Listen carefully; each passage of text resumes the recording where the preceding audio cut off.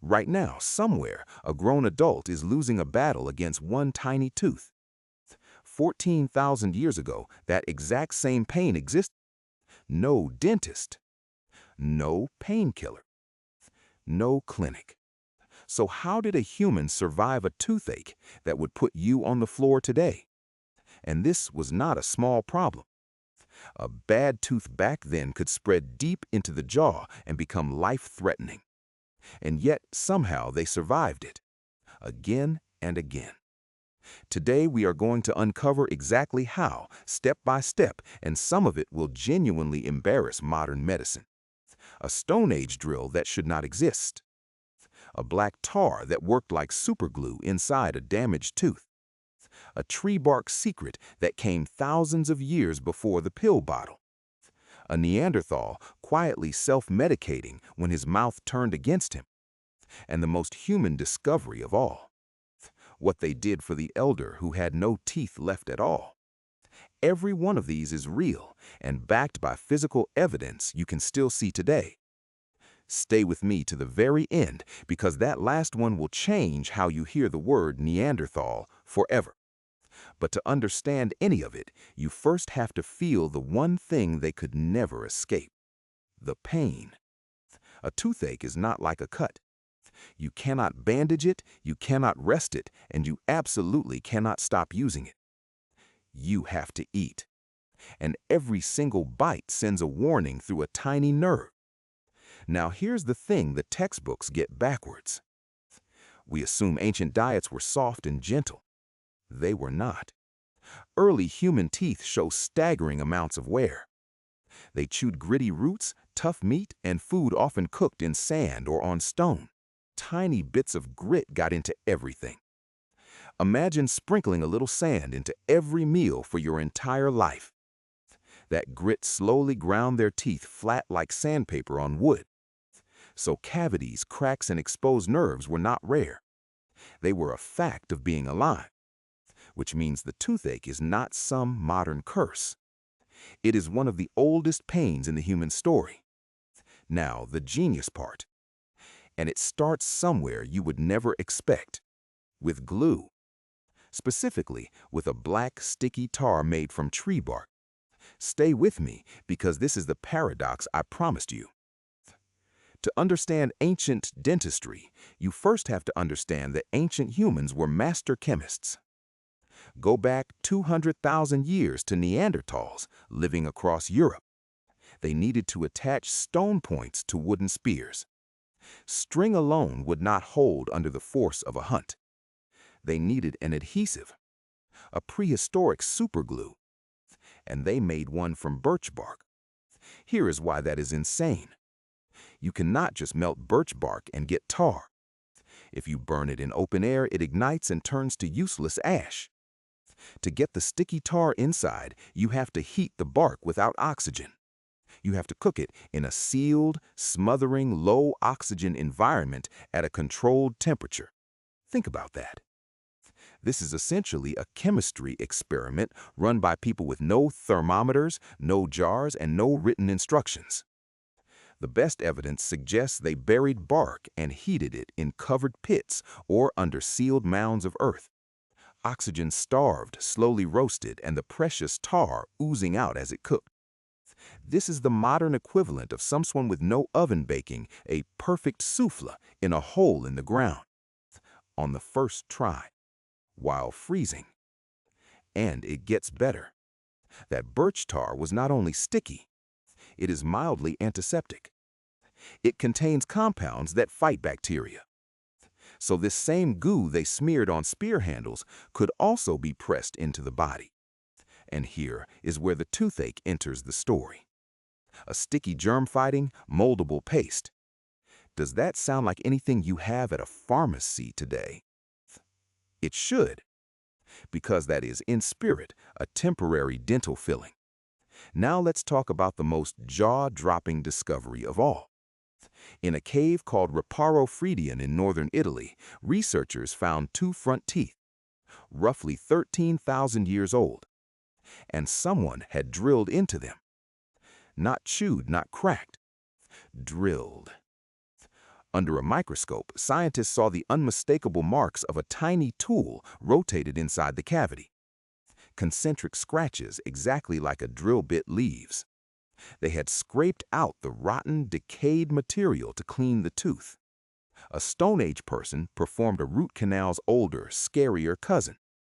And then, in those very same teeth, traces of a filling, bitumen, a natural tar mixed with plant fibers and tiny hairs, packed into the cleaned-out hole. Let me say that plainly. 13 to 14,000 years ago, humans were drilling teeth and filling the holes. That is not a wild theory. That is what the physical evidence shows. And the drill itself was almost certainly a small, sharp piece of flint, possibly spun rapidly between the hands or with a tiny bow. The same bow drill trick they used to start fires. Picture being the patient, lying back, mouth open, while a friend spins a sharpened rock against the damaged tooth. No numbing, just trust and a very high pain tolerance. Compare that to your last dentist visit. You got a numbing shot, a comfy chair, and a tiny TV on the ceiling. They got a flint splinter and a hope that this would help. And somehow, we are the ones who are scared of the dentist. But drilling was the extreme case. Most of the time, the goal was simpler. Kill the pain and stop the rot. So how did they manage the everyday toothache without surgery? With the pharmacy growing all around them. This is the part we underestimate the most. Ancient humans were walking encyclopedias of plants. They had to be. Their lives depended on knowing which leaf healed and which leaf killed.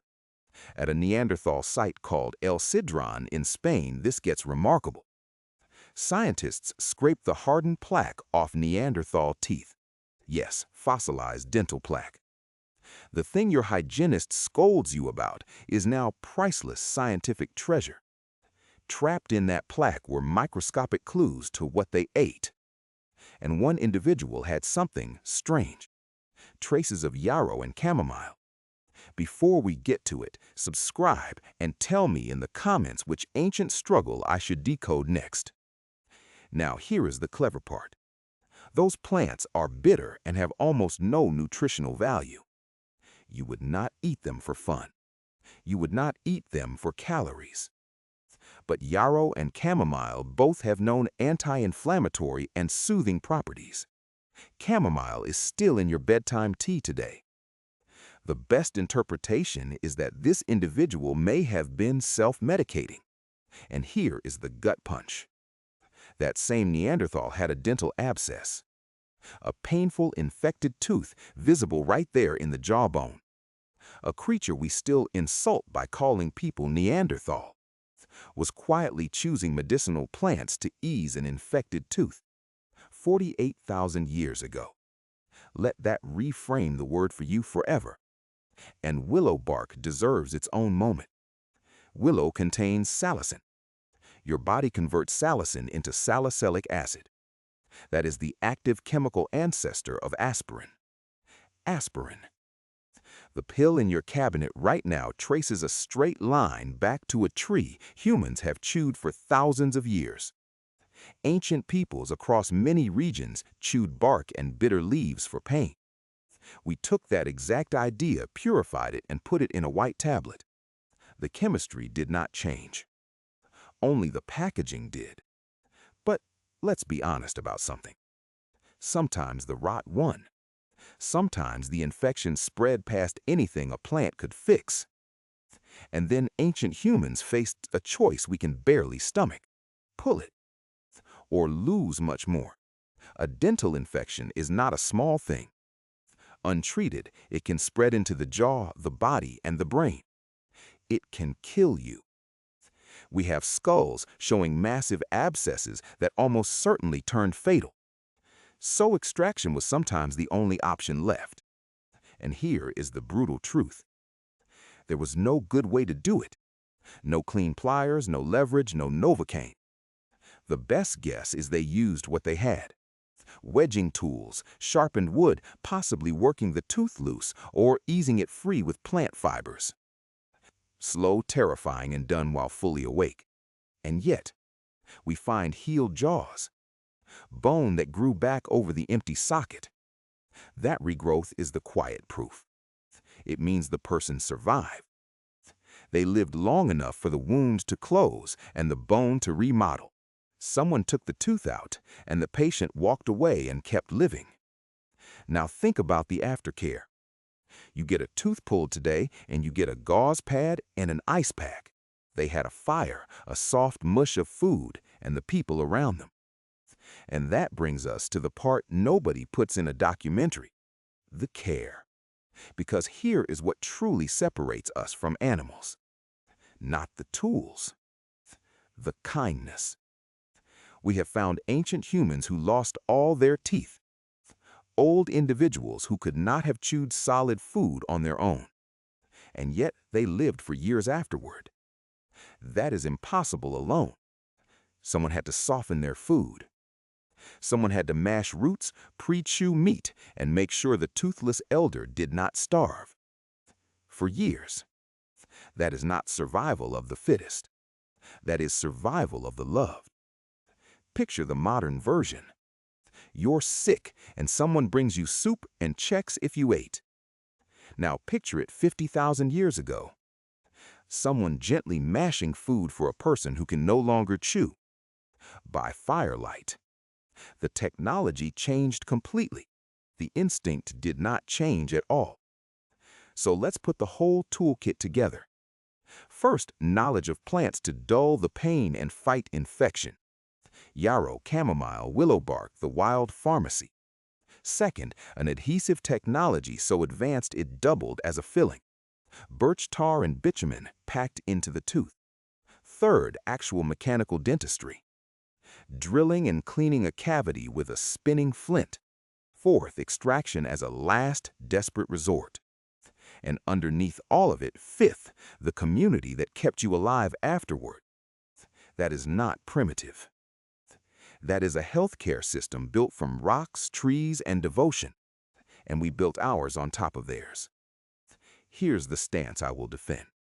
We did not invent dentistry. We inherited it.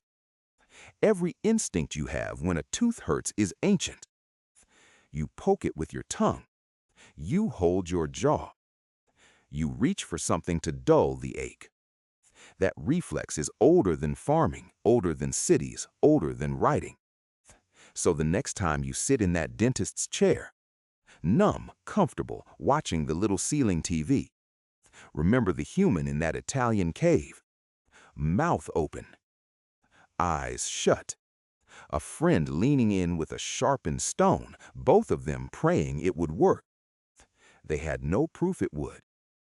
They tried anyway, because pain is universal, and so is the refusal to simply accept it. That toothache connected a person 14,000 years ago to you. Same nerve, same throb, same stubborn, beautiful determination to fix it. You are sitting here, mostly free of that ancient agony. Not because you are smarter than them, but because they refused to give up first. If this changed how you see your dentist, hit subscribe so the next decode finds you. Run your tongue along your teeth right now. They worked very hard so you could do that without crying. That care is ancient. And it has always been worth it.